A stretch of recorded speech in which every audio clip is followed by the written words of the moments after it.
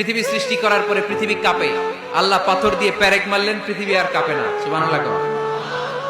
ফেরেশতারা দেখে তো অবাক। ফেরেশতারা বলে, আল্লাহ পাহাড়ের এত শক্তি, পাহাড় গেড়ে দিলেন পৃথিবীতে, আর পৃথিবী কাঁপে না। হাল মিন খালকিকা আশাদ্দু মিনাল জিবাল, আল্লাহ আপনার সৃষ্টির মধ্যে পাহাড়ের চেয়ে শক্তিশালী কি কিছু আছে? আল্লাহ বললেন, নাআম, আছে। আল হাদিদ, লোহা। লোহা পাহাড়ের চেয়ে শক্তিশালী, কারণ লোহা পাহাড়ে মারলে পাহাড় ভেঙে যায়, ঠিক কিনা? ফেরেশতারা আরো অবাক, লোহা এত শক্তিশালী? হাল মিন খালকিকা আশাদ্দু মিনাল হাদিদ, আল্লাহ তাহলে লোহার চেয়ে শক্তিশালী মনে হয় কিছু নাই, আছে? আল্লাহ বললেন, নাআম, আছে। আন্নার, আগুন, কারণ আগুনের মধ্যে লোহা ফেলে দিলে লোহা গলে যায়, ঠিক কিনা? ফেরেশতারা তো আরো অবাক। ফেরেশতারা বলে, তাই নাকি? আগুন এত শক্তিশালী, তো হাল মিন খালকিকা আশাদ্দু মিনান নার, আল্লাহ আপনার সৃষ্টিতে আগুনের চেয়ে শক্তিশালী কিছু আছে? আল্লাহ বলে, আছে। আলমা, পানি, কারণ আগুনের মধ্যে পানি ঢাললে আগুন পাওয়া যায়।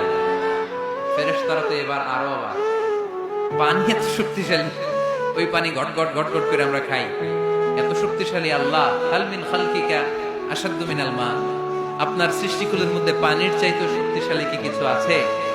আল্লাহ বলে, আছে। সেটা আবার কি? আল্লাহ বলে, আর রিহ, বাতাস। বাতাস যখন সাগরের পানির মধ্যে উচ্ছ্বাস মারে, তখন এটা জলোচ্ছ্বাস হয়ে যায়, ঠিক কিনা?